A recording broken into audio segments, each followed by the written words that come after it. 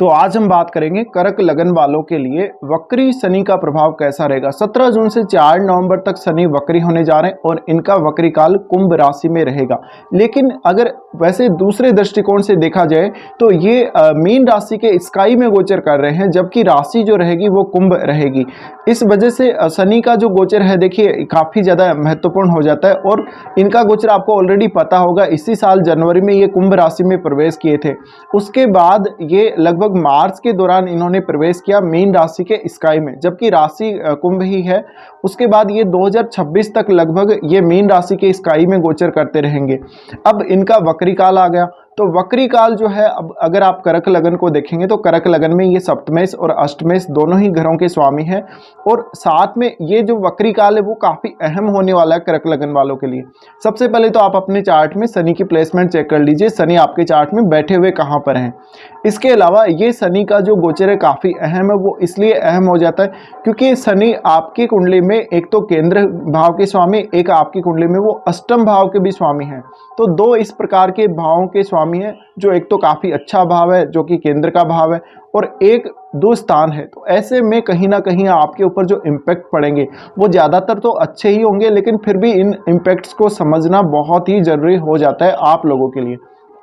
अब देखिए, शनि जब कुंभ राशि में अभी गोचर कर रहे थे, पहले जनवरी में जब ये चेंज हुए थे और कुंभ राशि में आए थे, उस समय गुरु का जो गोचर हो रहा था वो उनकी स्वराशि यानी मीन में हो रहा था और अब गुरु मेष राशि में गोचर कर रहे हैं। अब क्योंकि ये इसलिए खास है, अब जो शनि की दृष्टि पड़ रही है, तीसरी दृष्टि, वो मेष राशि पे पड़ रही है जहां अभी गुरु गोचर कर रहे हैं। और मेष राशि आपको ऑलरेडी पता है कि शनि की नीच की राशि है। जब अब गुरु मेष राशि में गोचर कर रहे हैं तो ऐसे में शनि वहां कुछ भी बिगाड़ नहीं सकते, वहां कुछ अच्छा ही करेंगे। साथ में गुरु ग्रह वहां है तो सब कुछ अच्छा है और भाग्य का साथ मिलेगा आप लोगों को कैरियर के क्षेत्र में विशेषकर। अब यहाँ बात कर लेते हैं आपके जो दो भावों के स्वामी शनि बनते हैं।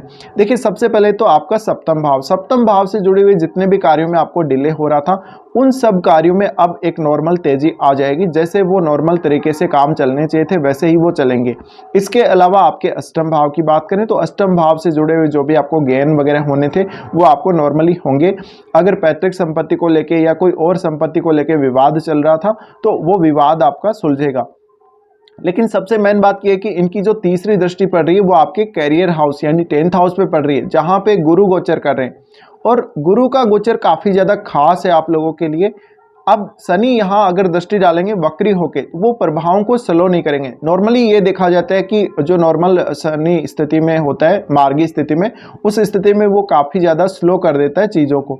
इसके अलावा मैंने एक वीडियो सीरीज पहले बनाई थी जिसमें मैंने वक्री शनि के रिजल्ट्स बताए थे आप लोगों को 1 से लेके 12वें भाव तक।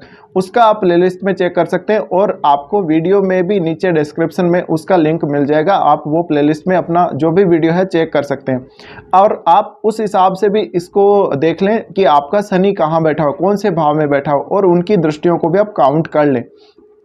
अब देखिए, शनि की जो महादशा अगर किसी को चल रही है या अंतरदशा चल रही है या फिर गुरु की महादशा या अंतरदशा चल रही है तो उन लोगों के ऊपर काफ़ी ज़्यादा इसका असर पड़ेगा। लेकिन गुरु वाली जो अगर किसी को दशा चल रही है और गुरु में अगर शनि चल रहा है तो फिर और भी ज़्यादा अच्छा इस युति का जो असर है, इस वक्री काल का जो असर है वो होने वाला है। अब यहाँ देखिए, सबसे पहले तो शनि है वो अष्टम में अपने वक्री होने जा रहे हैं। तो अष्टम भाव की जो भी आपको गेन होने चाहिए, जो भी आपकी लाइफ में ट्रांसफॉर्मेशन आनी चाहिए वो आपको आएगी। अब यहाँ पर एक पॉइंट ये भी बनता है कि अगर आपको कोई चोट लगती है, दुर्घटना होती है शनि के वक्री काल के दौरान, तो आपको उसमें थोड़ा डरने की बात है। इसके अलावा जिन लोगों के भी शनि कुंडली में वक्री हैं, ऑलरेडी जन्म के समय के वक्री हैं, उन लोगों को यहाँ पे नॉर्मल अच्छे रिजल्ट मिलेंगे कुल मिला के। अब शनि का अगर हम तीसरे एस्पेक्ट की बात करें तो यहाँ क्योंकि वो 10th हाउस पे जा रहा है, 10th हाउस पे जाने से आपको अपने कैरियर में बहुत ज़्यादा हार्डवर्क करने की ज़रूरत नहीं पड़ेगी। नॉर्मली आपका प्रमोशन वगैरह का काम बनेगा, आपको नई जॉब मिल सकती है। तो कैरियर में जो भी चेंज आएगा, एक चेंज आपकी कैरियर में आना ही चाहिए इस वक्री काल के दौरान। और अगर आप अभी अपना जॉब चेंज करने को देख रहे हैं तो अभी बिल्कुल सही समय है। जब शनि वक्री हो जाएंगे उसके बाद आपके जॉब में वो सडन एक चेंज आ सकता है। इसके अलावा जिन लोगों के अपने बॉस के साथ अच्छे रिलेशन नहीं थे, अभी काफ़ी ज़्यादा आपको जिम्मेदारी दे रखी थी और आपको पैसे कम मिलते थे, तो वो भी एक जो समस्या आपकी दूर होगी। अब शनि आपके 2nd हाउस को देख रहे हैं। 2nd हाउस को जब वो देख रहे हैं तो वहाँ है सूर्य की राशि सिंह राशि। अब इस हाउस में आपको थोड़ी सी यहाँ पे अब सहूलियत होगी किसी भी काम को करने में। जैसे कि फैमिली के साथ संबंध अच्छे होंगे, आपकी वाणी में जो थोड़ी सी कटुता आ गई थी और वाणी में कुछ जो दिक्कत आ गई थी आपको बोलने को लेके, वो दिक्कत दूर होगी। तो आप अपने इंटरव्यूज़ काफ़ी अच्छे से दे पाएंगे अगर कहीं इंटरव्यू देने जाना हो। साथ में कुछ आप वाणी से क्रिएटिव करने वाले हैं या कुछ ऑलरेडी कर रहे हैं तो उन मामलों में भी आप काफ़ी बेहतर कर सकते हैं। इसके अलावा अपने धन को, अपने पैसे को काफ़ी अच्छे से आप मैनेज कर सकते हैं। अभी आपको आंखों से जुड़ी हुई कुछ समस्या ज़रूर आ सकती है शनि के इस वक्री होने की वजह से, तो इन सब बातों का आपको ध्यान रखना पड़ेगा। अब सबसे मेन एस्पेक्ट इनका एक और है जो कि आपके जा रहा है पंचम भाव पे, जहाँ पे वृश्चिक राशि है, जहाँ पे मंगल की राशि है।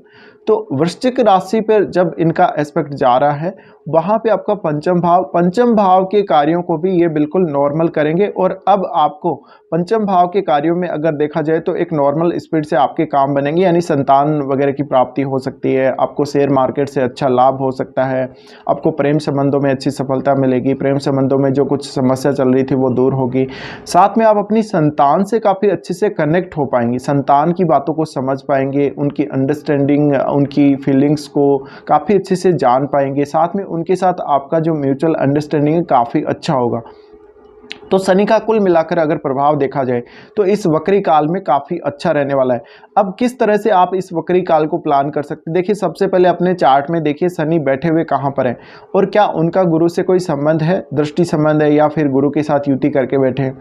और क्या इस शनि से आपका अपने जो ये गोचर में जो वक्री हो रहे हैं, इस शनि से आपका क्या लग्नेश यानी चंद्रमा प्रभावित हो रहा है क्या, ये आपको देखना पड़ेगा। अब जिन लोगों का भी चंद्रमा प्रभावित हो रहा है उन लोगों के भी कामों में तेजी आएगी, वो काफ़ी अच्छे से अपने प्लान को एग्जीक्यूट कर पाएंगे, काफ़ी अच्छे से वो डिसीजन ले पाएंगे। तो किसी भी प्रकार का कोई बहुत बड़ा इश्यू यहाँ नहीं आने वाला। अब देखा जाए तो जिन कार्यों में आपको काफ़ी ज़्यादा डिले हो रहा था शनि से संबंधित, उन कार्यों में एक नॉर्मल स्पीड की तेज़ी आ जाएगी। अब मेन बात यह है कि शनि नॉर्मल स्थिति में चल रहे थे और जब शनि वक्री हो जाएंगे तो आपको बहुत ज़्यादा एक तो हार्डवर्क नहीं करना पड़ेगा, आपको नॉर्मल हार्डवर्क करने से भी आपका काम बन जाएगा।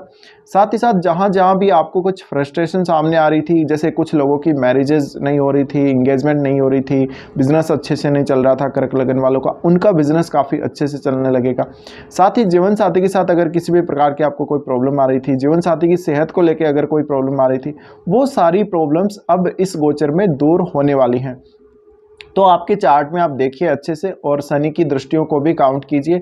और शनि के साथ अगर कोई और ग्रह आपके चार्ट में बैठा हो तो वो कौन सा है, क्या वो वास्तव में गुरु है या फिर क्या चंद्रमा के साथ आपके चार्ट में शनि युति कर रहे हैं। अब जिन लोगों का भी शनि अष्टम भाव में ही बैठा हुआ होगा उनको इसके काफ़ी ज़्यादा इफेक्ट देखने को मिलेंगे, और जिन लोगों का अष्टम में बैठ के वक्री होगा उनको भी काफ़ी अच्छे असर उनको देखने को मिलेंगे।